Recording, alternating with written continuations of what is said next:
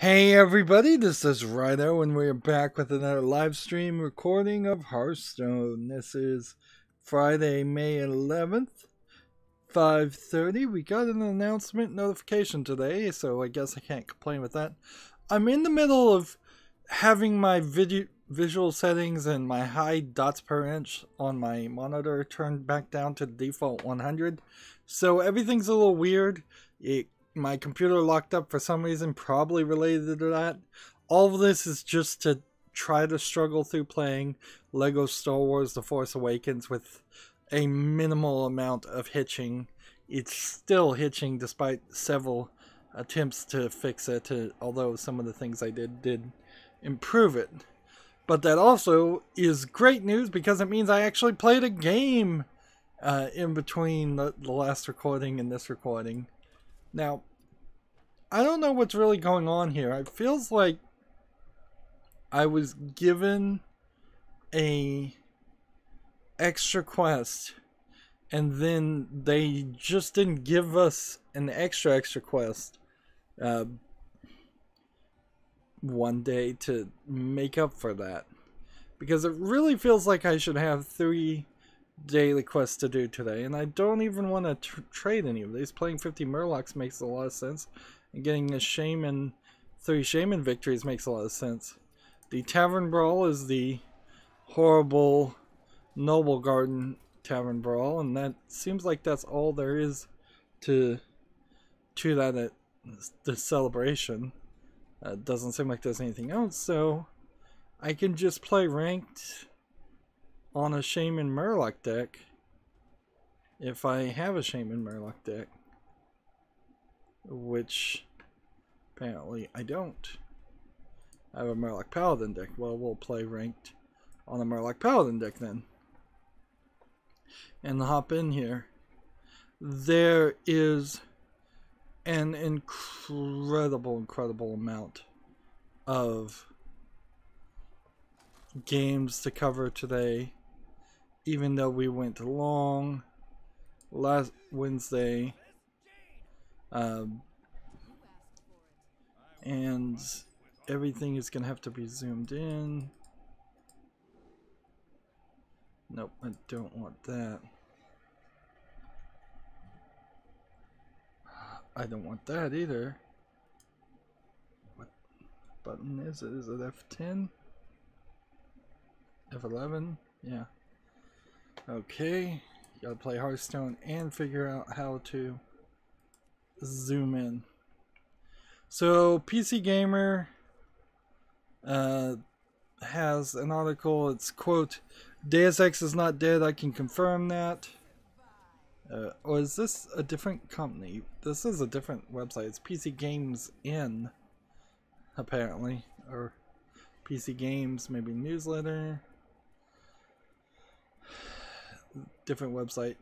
Anyways, the point there is, I guess you could certainly have made an assumption with the meddling of Deus Ex Mankind Divided that Square Enix, I think it's Square Enix at least, or would have tried to kill Deus Ex.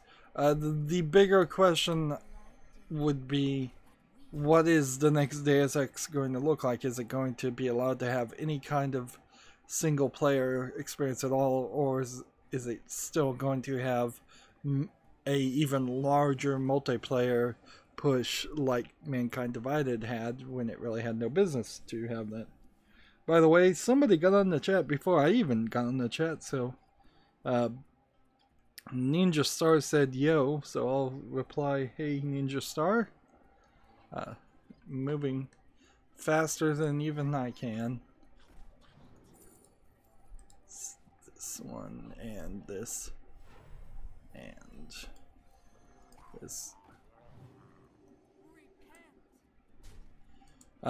Twitch has, PC Gamer does have an article. This one is PC Gamer. Twitch has filed a countersuit against the banned CSGO streamer Phantom Lord. They're claiming that Phantom Lord is really guilty, and almost certainly he really is, but it doesn't make them look good because now they're countersuing and they want money back from him, and that seems insane. Like this is just bad PR on their part. And I still, from my understanding of the story, feel like Phantom Lord kind of has this case that he had a specific and special contract, and he was not under a general contract that Twitch could update at any time and ban them. It feels like Twitch didn't put any of their choices through legal, and so they just retroactively applied arbitrary decisions without having in their contract the phrasing to say, yes, we can do whatever we want whenever we want. And so I really do think when it comes down to the law of it, if not the morality of it, probably not the morality of it, but I think for the legalese, I think Phantom Lord's, his argument seems to be somewhat valid, and that's why it's actually going to go to court, in my opinion, and very potentially the irony will be that it goes in his favor.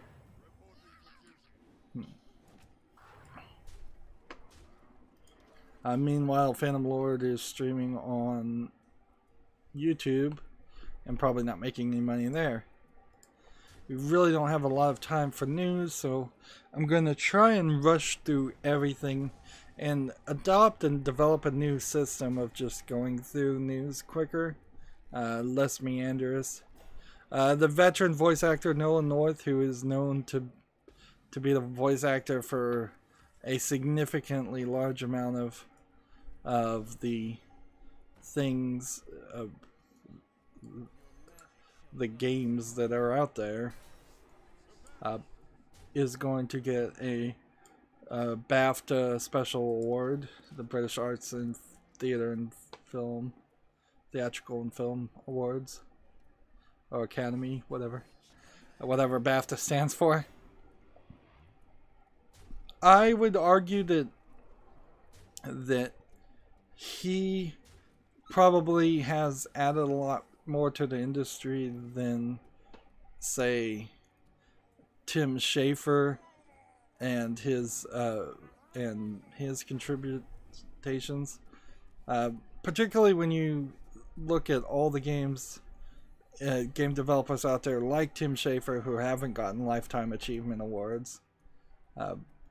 But also you can see that BAFTA has become and is growing as the place to give self-congratulatory awards to video game developers and video game alumni. I'm not sure Nolan North or Tim Schafer is actually British, so that's the really weird part, is BAFTA in their first name is not making much sense. But maybe BAFTA will get around to it and they will give Lifetime Achievement Awards to Ron Gilbert, who I think would probably have deserved getting one before Tim Schafer, or Miyamoto, who made Mario.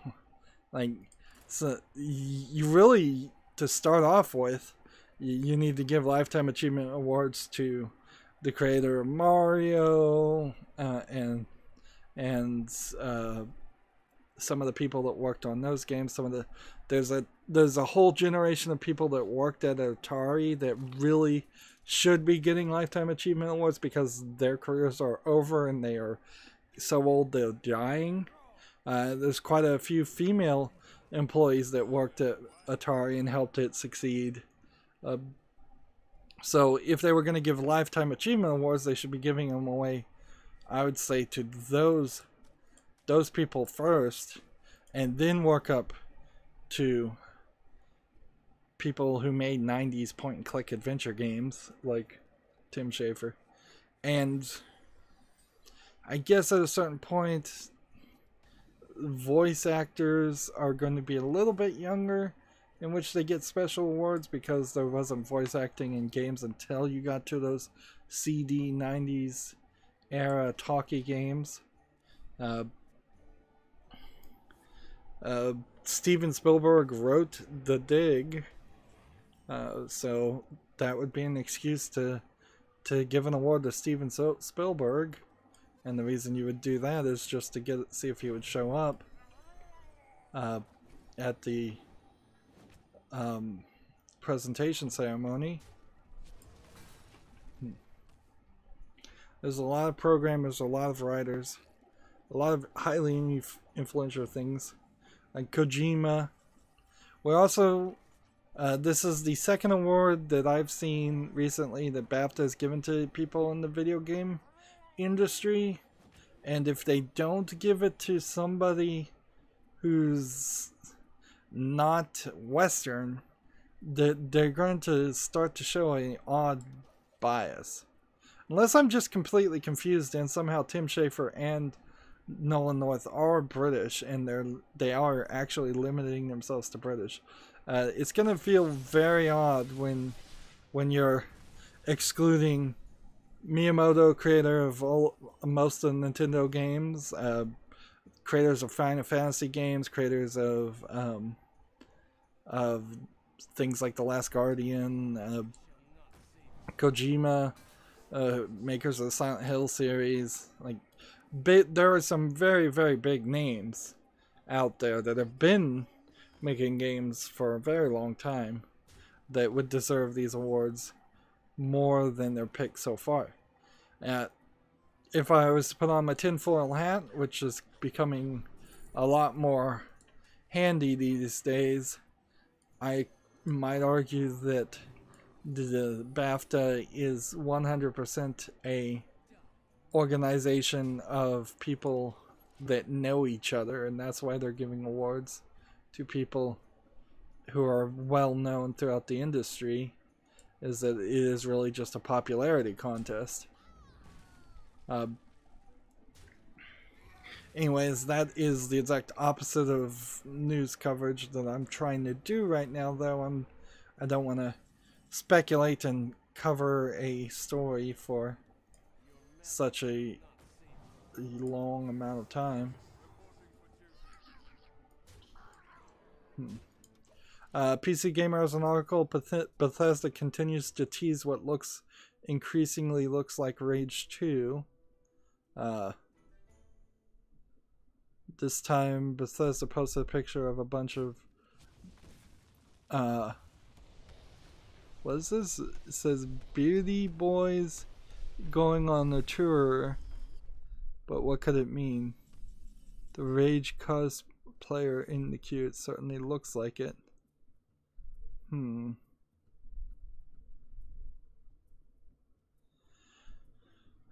I suppose this might very well be, since this is a continuing story and now doesn't look like it is a flippant, a just accidental post by Walmart Canada, this does start to feel more like a viral marketing thing.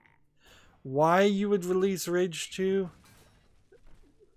My guess is because it's been in development since Rage 1 and Bethesda just wanted to shove it out the door and be done with it. I would not attribute a new Rage to an indication that series is getting a second chance, and this time it's going to be highly well received. The other thought is, I guess if you get Rage 2 out early and ahead of Borderlands 3, that would be cool. On the other hand, I wouldn't be surprised. It would be an even bigger upset if Bethesda somehow had been secretly working with Gearbox to make Borderlands 3, and that's what they're teasing. The two games look similar enough in style that is a possibility to mistake one for the other.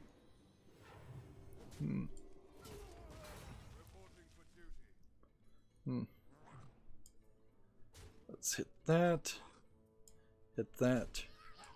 and hit that, and then end the turn. We will know, I guess, at E3, and so pointless speculation is pointless. Game Central has an article. Congregate is looking to court indie developers with a new Canada office. There's really nothing more that needs to be said about that. There's some job listings. I'm gonna try and skip those just until and maybe Monday we'll do job listings because we've got so many games. There is a I listened to the Adam Sessler audio interview with him. He is now no longer acting as a promoter of video games, and instead has basically had an idea and then hired a company to make his idea for I guess it's kind of like Cambridge Analytica in a little bit. It's a social media monitor to put, I think, mostly focused around video games still. So you release a game and then you try to catch what people are saying on Facebook, Twitter, and all the other services about that game. So, for instance, if Twitter and Facebook existed when Skyrim first came out and you saw a lot of people were memeing Arrow to the Knee, they would have been able to get that information and give it back to Bethesda and say, hey, you should make fun of this and have fun with it and meme it too, and that way you can better connect and better promote your product. The main difference between Adam Sessler's service and what I imagine is a whole host of other services is he said that the information comes naturally instead of searching. A lot of people would want you to say, tweet out hashtag Skyrim to continue that example, and then whatever else was said in that post with hashtag Skyrim could be found. But his is, well, we'll just search for things related to Skyrim and find it naturally instead of having to force people to tag things. And this is with my screen all the way in a different zoom. Steam looks completely different. The first game we have on Steam is called Trapped. It's an RPG that looks like an RPG Maker, early access. I'm not going to bother to mention prices because I can't read it. It's too small, no reviews. Trapped is not a game worth my time. Moving on.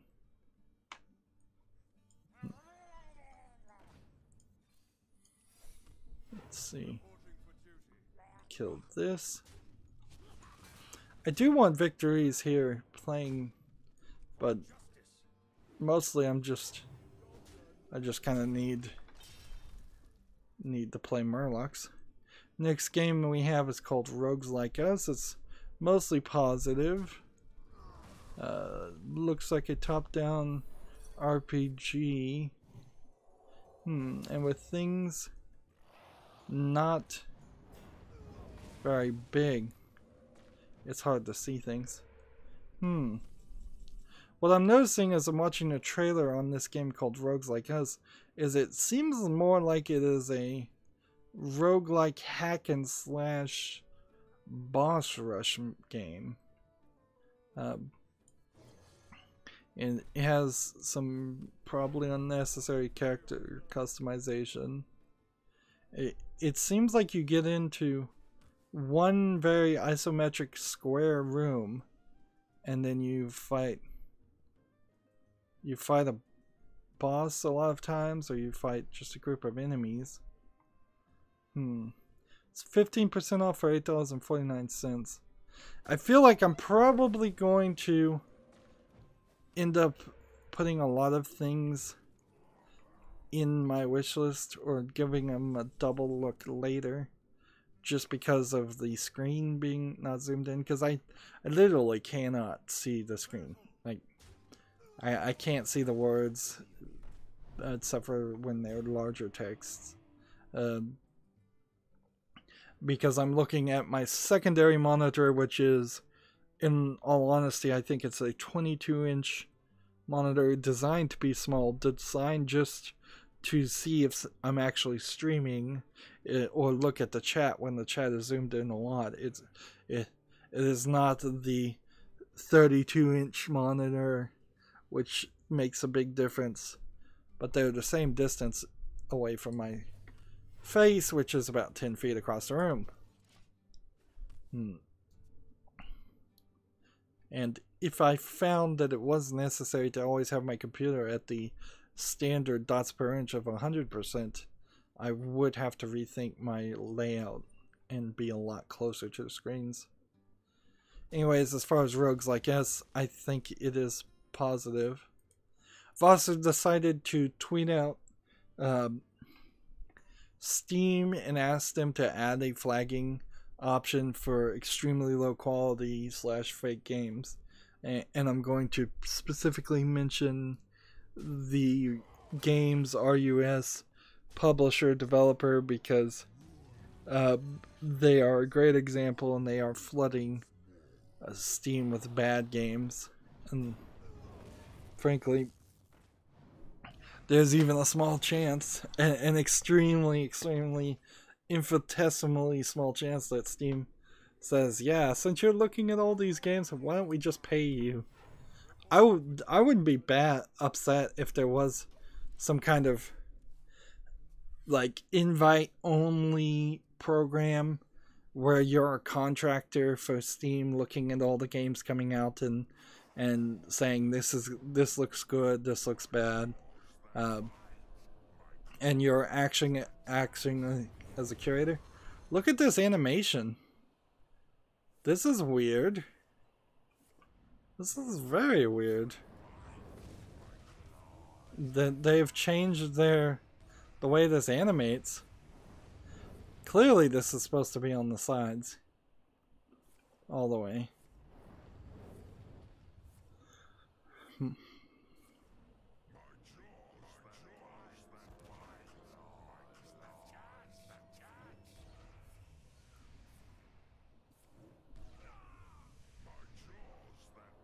This is one of those annoying one turn kill plays. Like, why is somebody at rank 23 playing that? That's the real problem. Like, playing somebody at rank 23 should not be playing such a highly complicated one-turn kill move. Anyways, 2 more games and I'll have played all the Murlocs. PC Gamer has an article, Pixel Game Maker MV is the sister engine to RPG Maker. So it seems like this is going to be the beginning of a whole host of pixel art platformer side-scrolling games. That is the last thing we need. The last thing I want is more of these awful RPG Maker, Game Maker games out there. And in a funny way, I kind of understand the engine existing. It feels like it might be a teaching tool, although in all honesty, it probably is teaching some very bad methods and very bad programming styles to make games.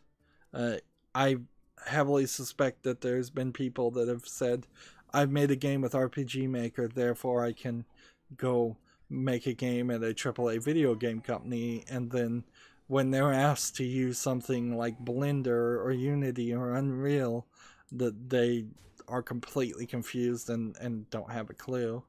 Although, to be fair, I think most people wouldn't even get hired based on the claim that they made a game on RPG Maker. It's feeding a fantasy by doing all of the hard work for the player, the game creator. Let's just kill this for safety's sake. Next game we have on Steam is called Space Guy 2. It looks like a Doom clone. I don't know how to really be critical of a game like this because it looks like Doom. It has those 1980s pixely textures on a 3D walls, and it seems almost certainly intentionally designed to look like that. Or Doom or Wolfenstein 3D, take your pick.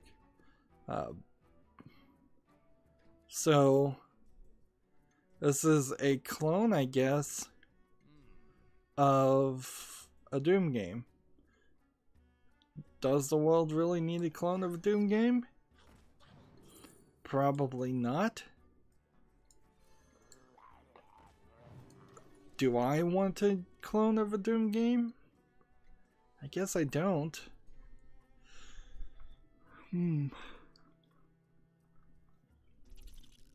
Yeah, I guess I'll just close Space Guy 2. The only thing I could say is that they've not improved anything or done anything any better than Doom. If anything, it looks slightly worse and less detailed than Doom would look when it first came out. Let's play that.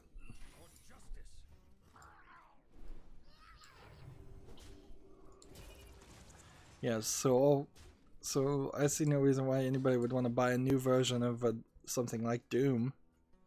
Next game we have is called Simple Sailing. It certainly does not look simple, with the screen completely covered with all kinds of controls. Now, to be fair, well, no, if you were actually sailing, I don't think you would even have this many indicators on some kind of device. I think you'd mostly just be controlling the sails. And if you're driving a regular boat, you might have a device with that many indicators on it. If you were driving a actual large yacht, I could buy having that many indicators on it, but it is taking up almost the entire bottom half of the screen, and that does not sell as simple at all. Graphics look decent, but they could certainly be asset flips too, and I don't know if I can even really testify to quality graphics when the monitor is so zoomed out. Yes, I have no interest in Simple Sailing. PC Gamer has another call. Gigabyte, my personal favorite hardware creator. Now, maybe I'm wrong about that.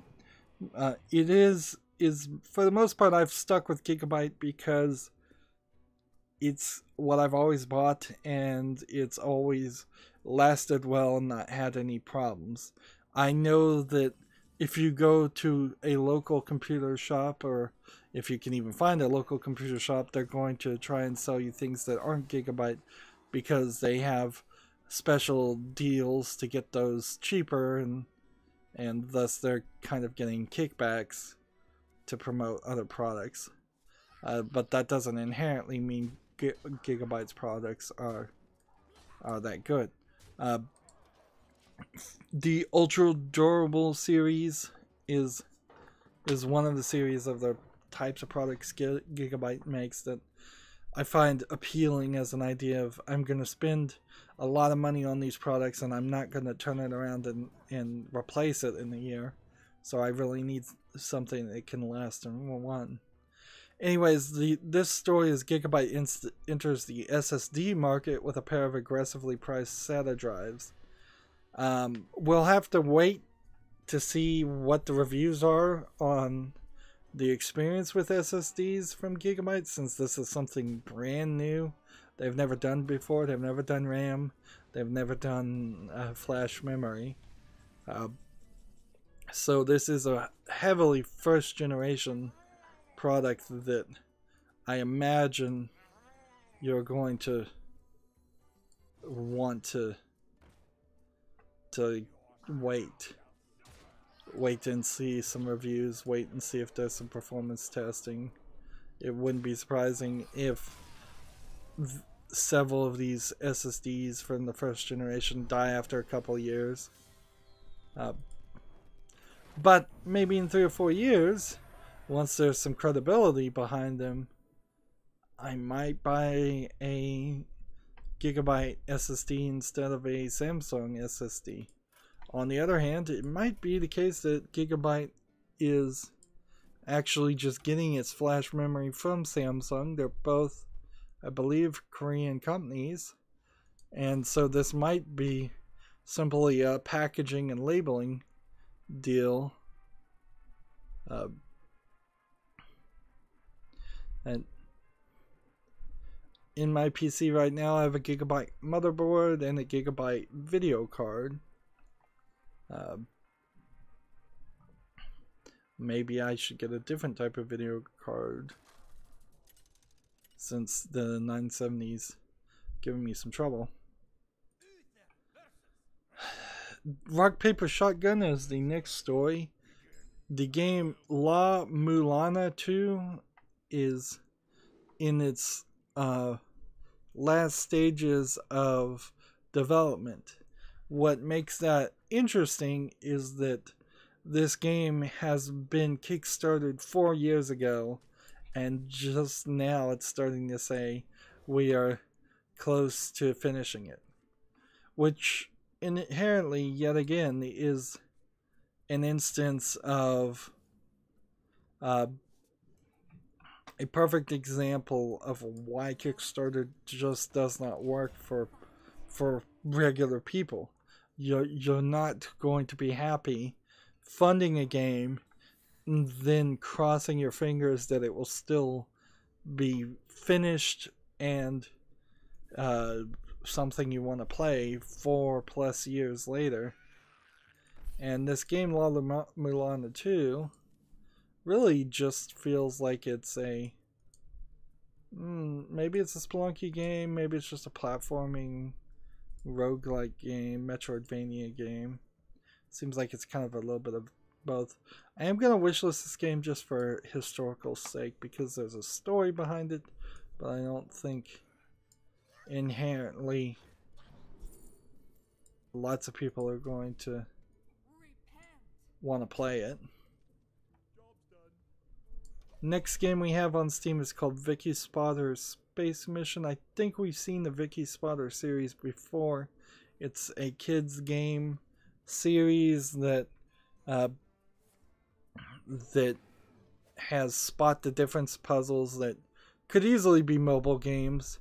They're asking 40% off for $1.19, so you maybe would want to get this for really young kids, but I would argue there's so many of them. The bundle, let's see, the 4 kids bundle is $35. Buying all the Vicky Spotter games is $10.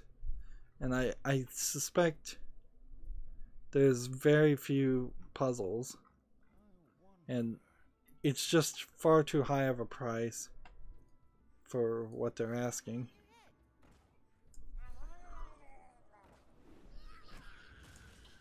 Let's do that and that. Yes, Vicky Spotters as a series does not catch my attention. And I'm not sure I fully trust the developer for kids or the publisher for kids to be selling good kids products. I want to be very, very cautious on games specifically designed for kids, because a lot of them are low quality developments, and a lot of them are a few of them, I wouldn't say a lot of them, but some of them are downright Elsa Gate type things. And I guess the phrase Elsa Gate is kind of now becoming this verb in my head that I'm going to just constantly use as a reference. Gamma Sutra has an article. Valve has debuted a public bounty board for a public bug bounty board to improve its security. I assume this is for all their products, including Steam. and not just for like Counter-Strike Go, uh, or not just for Steam and not Counter-Strike Go. This is more indication of how Valve is changing, and it does seem like Valve is changing a lot. They've redone their entire corporate website with a red theme, which makes me wonder if behind the scenes a lot of things have changed that with the new office. I wouldn't even be surprised if you told me that they are taking steps in secret to have Gabe Newell retire due to, I would suspect, poor health. But I mean, he could just retire because he has enough money and he's old. I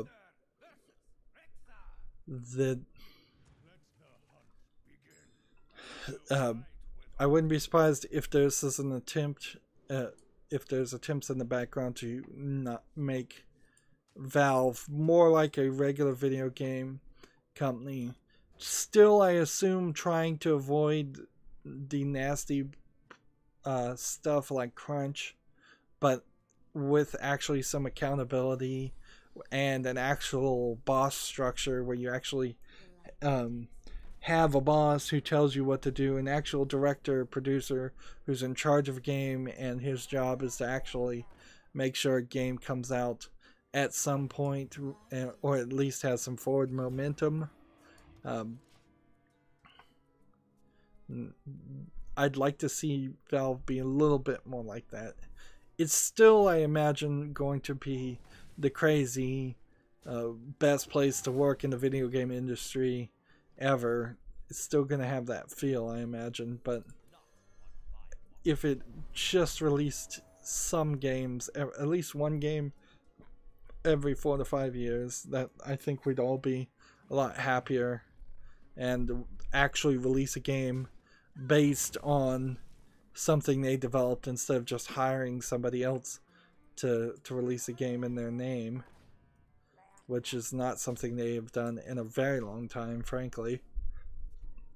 PC Gamer has an article how blockbuster games are written. I'm going to read that article later. And how I'm getting time to read articles, I don't know. Particularly since I'm back to recording games. I'm playing a Lego game out of slight surprise. Gamer Citra has an article. Konami breaks profit records thanks to its domestic mobile market. So Konami's cell phone games has caused it to make more money. So we all know that Konami is not really a video game company anymore. At a certain point, once it is fully solidified and even Konami is start putting out video games, we can stop reporting on them altogether, and I think most people in the world would be happy for that.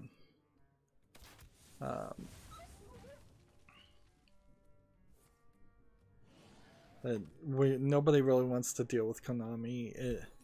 Its name is tarnished, its corporate structure, its management is tarnished. Nobody wants to give them live day.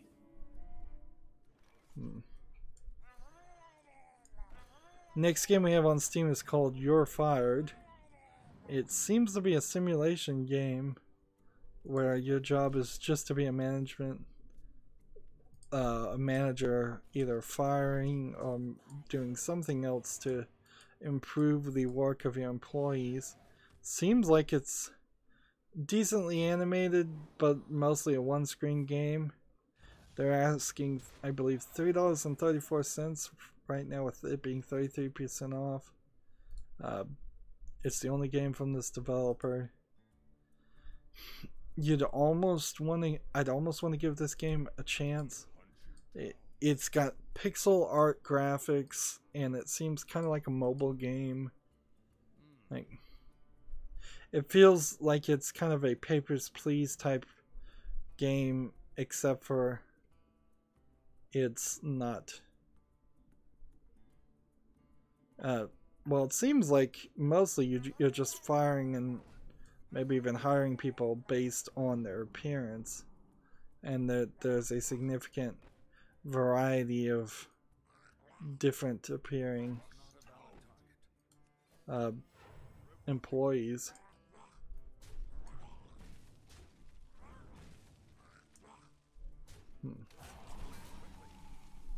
Let's see. I'm gonna lose. Yeah, I really don't think I'd want to play a game like this. The idea of firing people does not inherently leave me with a joyful feeling, so I don't know why you'd want to make a game like this. This is in the same vein as the mini VR games where you're just doing a boring job that doesn't pay you. Now, to be fair, if I was the manager of a company, I would fire people a lot faster than I think most people would. I would try to fire people and lay them off and be generous and quick about it before they become so upset with the job and irate that they're leaving via flipping their desk over and setting the place on fire.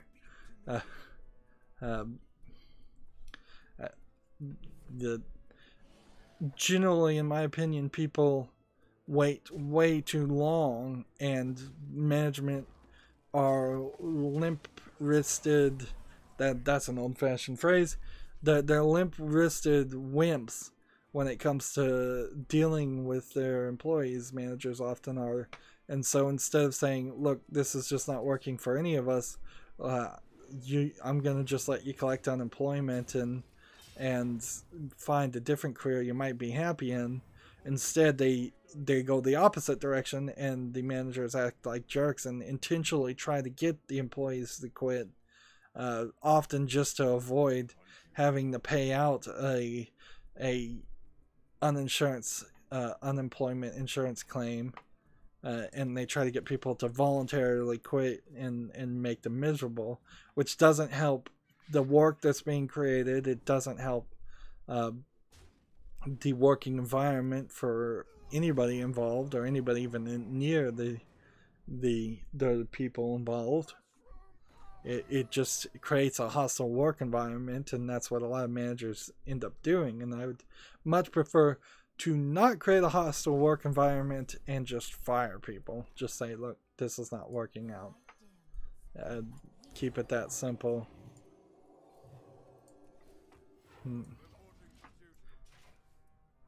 Next game we have is a game called Virtual Pirate VR. It's kind of nicely animated, but it's the exact same thing again. It's pirates running towards you. You're standing in one place. Skeletons sometimes throw their skulls at you. And it's $10.49 with 30% off. You have to have VR. No reviews, clearly. Yeah, all these VR games are the exact same concept. It's stand in one place and some kind of enemy is going to attack you, and you're going to try and defend yourself. They're not putting any kind of spin on it. They're not doing anything different. Next game we have is called IFFY, IFFY Institute. It seems like it's a 3D version of Bomberman with large zoomed in voxel graphics. Like early access. No, it's not even that. The trailer gives you these large zoomed in 3D graphics, but the actual game is just a complete ripoff of Bomberman.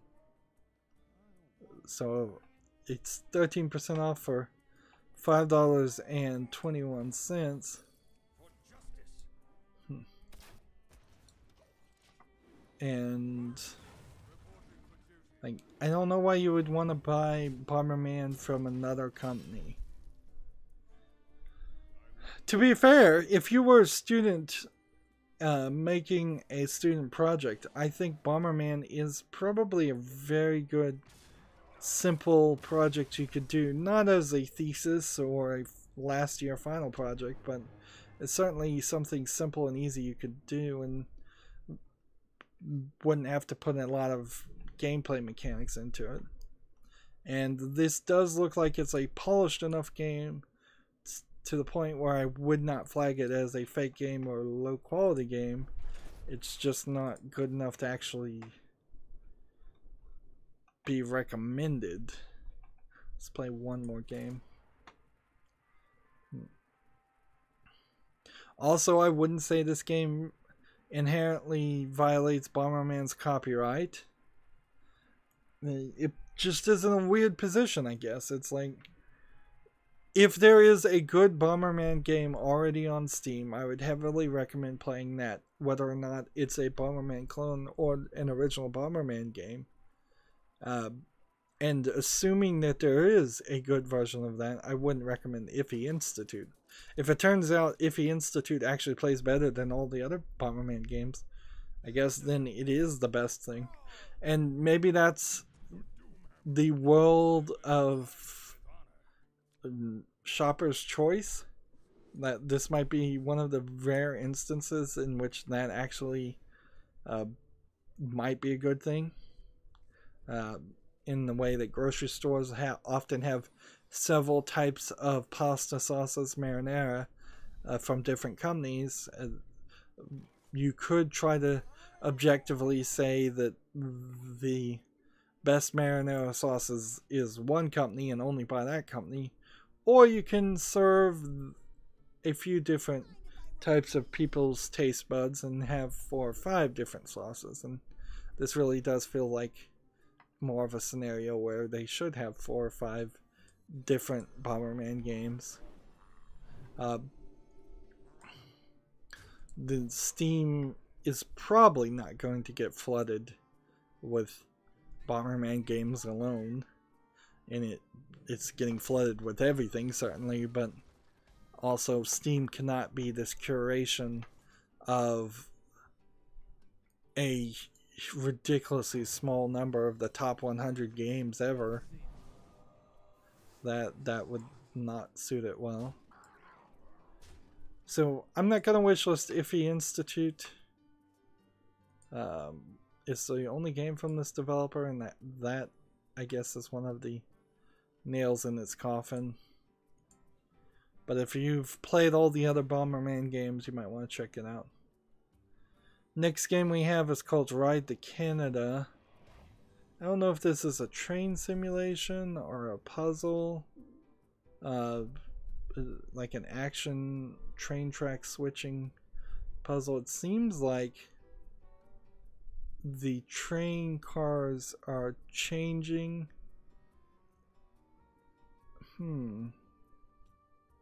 Okay, so you have these trains with different colored cars, and the trick is to get them to go through certain points,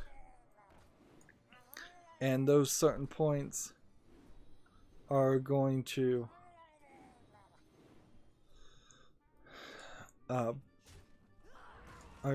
eat up the cars of different colors. So it is a puzzle train track switching game. Looks pretty good. 20% off for $1.59. Yeah, I'm gonna wishlist this game because I love puzzle games, and I think Ride to Canada is one. It's from a developer who's made about 4 or 5 things, and 3 of them are rated highly positive and the others don't have ratings, which there's a considerable amount of things that don't have ratings on Steam. So yeah, Ride to Canada. Hey, I feel like that's a success. That's one to check out. So we'll leave that. Next, we have a game called Medieval Shopkeeper Simulator, which there's been several of these that have come out in the past few weeks. This one actually does look like it has slightly better graphics, but it is also very, very zoomed in pixel graphics to an extreme. It says it's early access. I think it wants $8.99 with 10% off, which is a rather high price. I just keep silencing his doomsayers. There are some reviews, but I can't really tell how many or read any of them. Apparently this was a greenlit kickstarted game.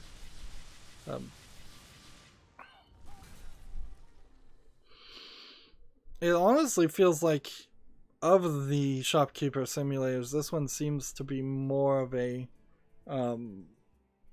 an actual game and less of just what feels like a joke.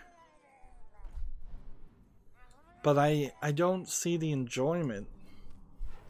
Like, when I think back of playing all those hours in Skyrim and dealing with the shopkeepers, if I was in the other position and I just was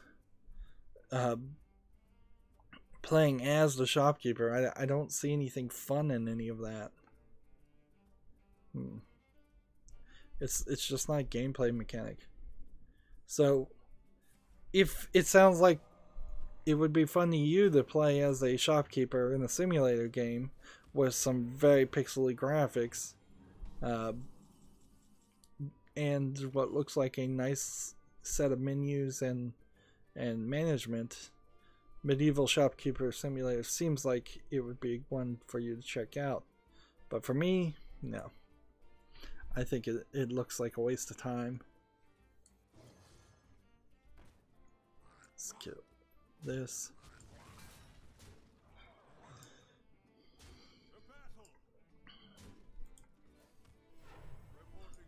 Next game we have is called Color Path. It looks like a very ugly palette.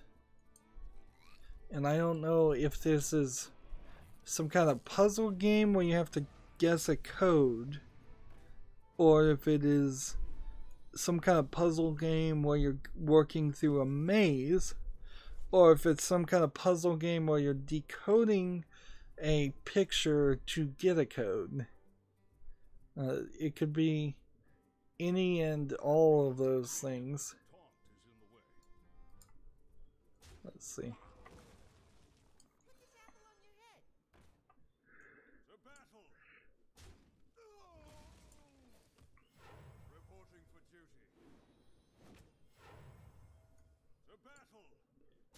There we go.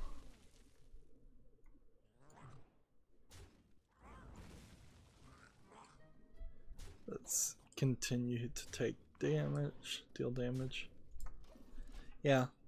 Even if Color Path is a good puzzle and it seems like it's only 84 cents, it's such an ugly looking puzzle that I don't want it.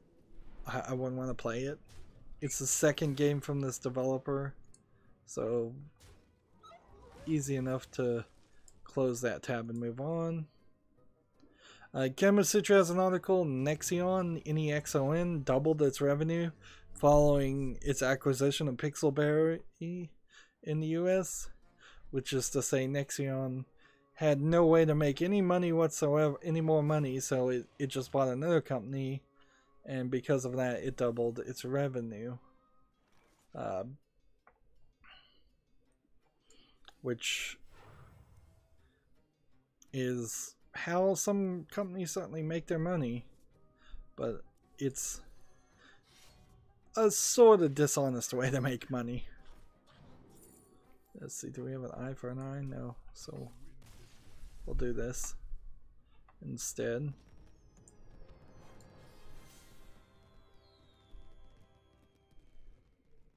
And where are we now? We've gone about 50 minutes. We need to play one Murloc left. And we need to struggle on 3 victories on Warlock or Shaman. So I'm suspecting what I'm going to need to do, because there's so much news, is that this is going to be 4 episodes and a silent post show, which we've managed to avoid doing silent post shows for a while. I don't think I actually need the upload speed to upload my videos to Twitch. It seems like it's all being handled by somebody else's server, so my computer really didn't need that for the past few days. I didn't want to risk it, but there is also something that happened there where Twitch limits you up to 100 uploads, 100 uploads a day or something like that, which is going to slow down the process of videos coming to my Twitch channel, but they're slowly getting done. And so that's kind of all automated. I do have some Lego